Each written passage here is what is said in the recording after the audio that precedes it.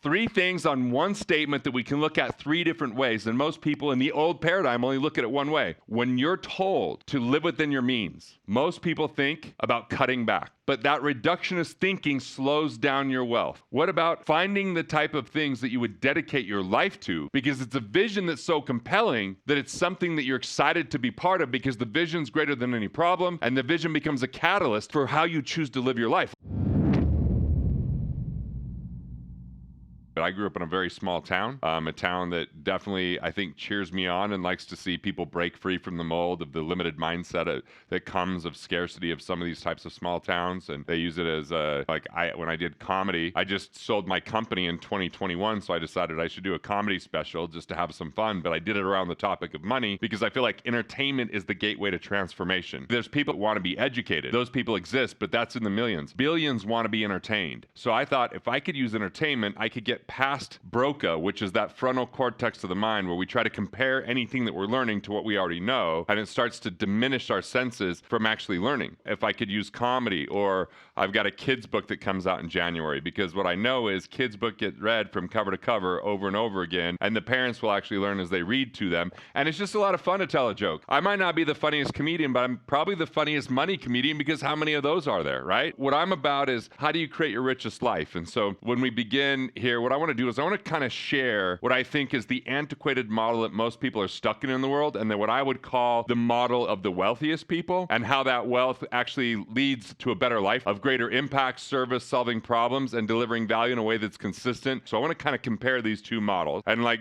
the old model that people are still unfortunately stuck in is very dogmatic, and it's around accumulation. So the thought of accumulation comes down to three tenets. If you want to have money, if you want to have wealth, it takes money to make money. It takes money to make money is a false belief system, and that's usually what someone that wants your money tells you. See, it doesn't take money to make money. It takes relationships and ideas, value and exchange. That's the deal is, but if we think in accumulation of set it and forget it, invest early, often, and always, and when we abdicate responsibility around our finances and just wait for 30 years, money often passes us by. So they say it takes money to make money. Then they tell you this other myth or lie. The second belief is high risk equals high return, but risk means chance of losing. So increasing your chance of losing doesn't actually help you get a better return. It actually separates you further from your money. And the more risk you take means the further away you are from the outcome of that income. It's these different layers of, okay, I hand my money to someone who hands my money to someone who hands my money to someone, and if it has nothing to do with what I call your investor DNA, your investor DNA is kind of the new model. Investor DNA is your core values, it's your competencies, and it's also your drivers, the things that make you interested. And it's really your investor DNA is who you are when you're your best when it comes to investing. You learn to become a better investor because risk isn't in the investment. Risk is in you, the investor. So you become a better investor through investor DNA, which we'll get to. But accumulation says money times rate, which is high risk equals high return, times time. And I'm sure you've heard people say you're in it for the long haul. When does the long haul end? The long haul is usually this slow process where money again passes you by while you wait for one day someday, and accumulation is neglecting cash flow. And the game of money, the lifeblood of it, often is cash flow because it lets us know, is it working and can I measure it? So in the old paradigm, it's all around this concept of retirement. The model instead that I'm talking about is economic independence. And economic independence is a place where you have enough recurring revenue from your assets, either through entrepreneurial-based income, which shows up even if you aren't in an office or opening your phone or computer, or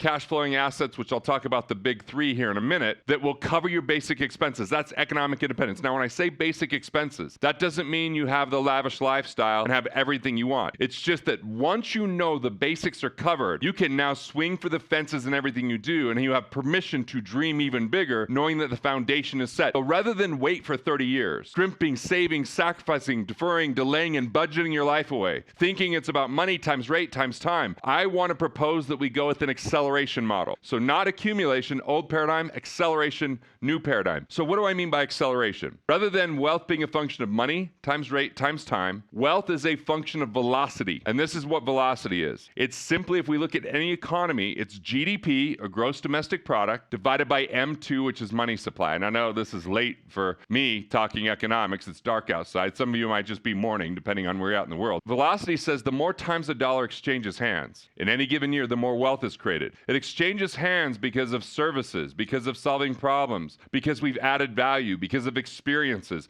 And it's exchange that creates wealth. So velocity says if we just print more money, that doesn't increase our output. No, that's a new input where we basically say, all right, it's output divided by input. And if we increase the denominator, it actually could decrease what that overall output is. So what I want in the world that we're talking about is to think about three things. Three things on one statement that we can look at three different ways. And most people in the old paradigm only look at it one way. When you're told to live within your means, most people think about cutting back. But that reductionist thinking slows down your wealth. If we budget, it lends to being broke. There's an alternative to budgeting where we're not reckless and we automate. But budgeting often gets us to think about what we can eliminate. So that's one way you can live within your means, but we're going to focus on acceleration, which comes from two other ways. To be more efficient within your means or to expand your means. How can you be more efficient? Well, this comes down to, in the velocity world, we look at 4 places to be more efficient with your money. Number 1, tax. Most people overpay their taxes. Taxes, pay what you owe and not a penny more. Stop tipping the government. Number 2, interest. A lot of people could reallocate their funds that are underperforming to pay off high interest rate. They could renegotiate interest rates, or they can refinance and all of a sudden have a lower payment. We're looking at how can you pay institutions less and keep more. Number 3, investing. There's a lot of hidden fees, non-performing fees. There's a lot of commissions. There's things like 12B1 fees or expense ratios that may not outperform an index fund. There's simply risk because we haven't mitigated it or protected the downside.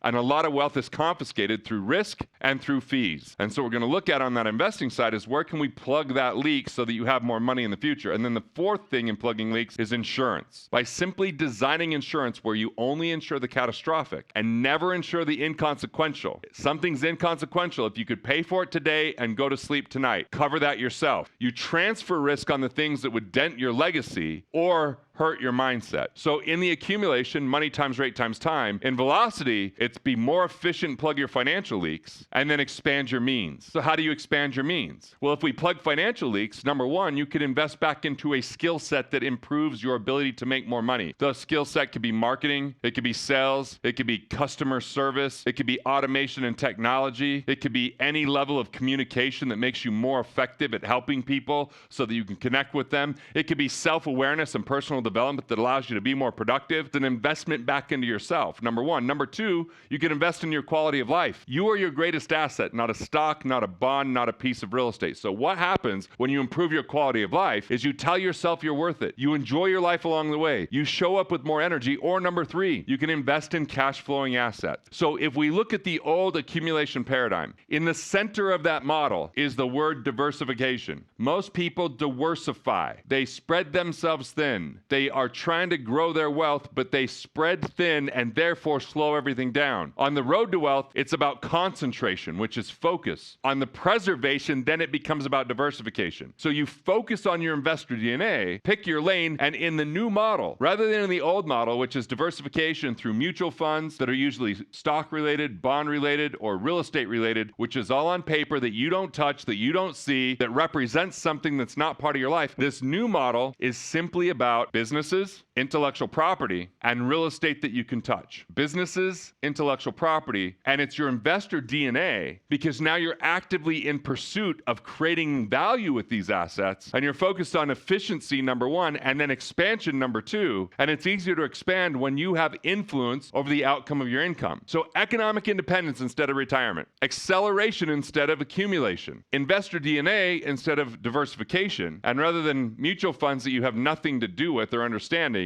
it's businesses, intellectual property, and real estate. You might not pick all 3. You might pick one lane and get extraordinarily good at it and really figure ways that you could create as much cash flow as possible rather than get it kind of started and then diversify into something before this is really functioning. I know that's tough because it's hard as a business owner or an entrepreneur to discern the difference between an opportunity and a distraction. I don't know if anyone else is guilty of saying yes too often and then destroying your bandwidth, and then all of a sudden stuff feels heavy, you neglect your health or your family, or you just don't get that to the level that you want because it just was so seductive. Opportunity so seductive, but if we can get really clear about who we are, what we want, design the game that we want to play, and stick to the game, then the enjoyment is in the process, not just the outcome. And this is a game changer. In the old model, it's when I'm 65, then I'll be happy because then I can retire because I'm doing things I hate and I'm sacrificing, and then one day, someday, I'll finally live the life I can love when I'm too old to enjoy it. That's not a good plan. Economic independence should happen within 10 years, 7 years, 5 years, 3 years, depending on how much consumer debt you have, depending how much commitment you have to staying focused. But ultimately, what about enjoying your life along the way? What about finding merit in relaxation, rejuvenation, and recreation? What about finding the type of things that you would dedicate your life to because it's a vision that's so compelling that it's something that you're excited to be part of because the vision's greater than any problem, and the vision becomes a catalyst for how you choose to live your life. Like when I wrote Money Unmasked, I love the process of writing that book. I will dedicate decades to having that book get into people's hands so they can heal their relationship with money and understand the relationship to money is merely a reflection of the relationship they have with themselves. And often, if there's unresolved issues in themselves, they'll abuse money, hoping that money will resolve the issue that they've yet to face. And what book is helping them see that? I don't know, but I knew that I was called to write this to help heal people's relationship with money so they could live more of their soul purpose, discover their investor DNA, learn how to profit from the ideas up front without having to invest a dime. There's a level of excitement that comes when you discover who you are and you commit to that, and then the process becomes more enjoyable. We're in a world that's addicted to outcomes. The if, then, when. When I get this, then I'll be happy. One day I'll do that, but we lose who we are.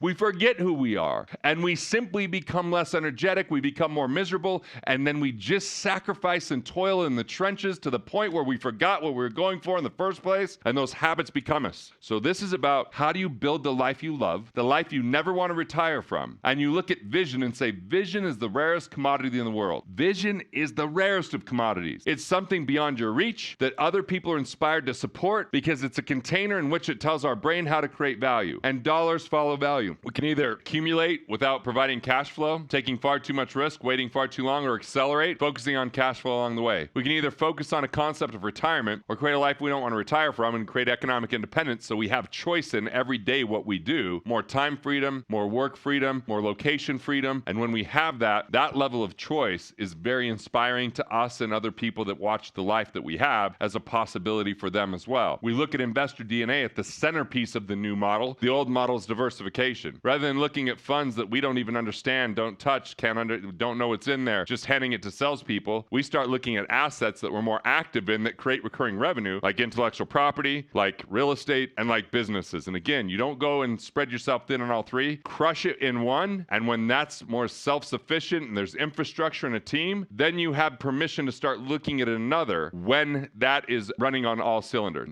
It absolutely had me understand the economic value of certainty, that a lot of things I was doing were about far-reaching risks and trying to hit home runs without seeing where the arbitrage was. And once I understood arbitrage, then I really, and what I learned in arbitrage was, hey, tax becomes arbitrage because I could save tax and that's not risky by simply hiring a good tax team versus trying to double my rate of return on an investment that I might not know how to do and might create volatility. That was more stable and that was more certain. So I learned efficiency over extension, like when we overextend. And actually, I was just rewriting What Would the Rockefellers Do? And when I was rewriting it, there's a whole chapter on. The chapter basically says if you had $100,000 and every year you made 5% more, 30 years from today, you would have had $12,900,000 slip through your hands. Now, if we look at just the tax people pay and we look at just the interest people pay on loans, so it's just taxes and interest, we've cut that in half, in more than half, just on taxes and interest that people pay. And now that's all the money that someone has that they're earning. And then we looked at just a few other factors. But the ultimate thing was, we're like, well, what if you could just take what's left over and earn 5%? You'd only have 200 grand. Well, what if you could move that to 10%? It's like, oh, you have 500 grand. Not that exciting. But if you could save on tax and save on interest, you end up with millions of dollars. And that's what that really taught me, is that arbitrage and looking for the things that are more guaranteed than just chasing the things that are non-guaranteed that could be very exhausting and derailing and frustrating. And so that was one of the things I learned. Hey, thanks for watching. I appreciate it. And if you're enjoying these videos, well, there's good news. More where that came from. So go ahead and click through and watch the next video now.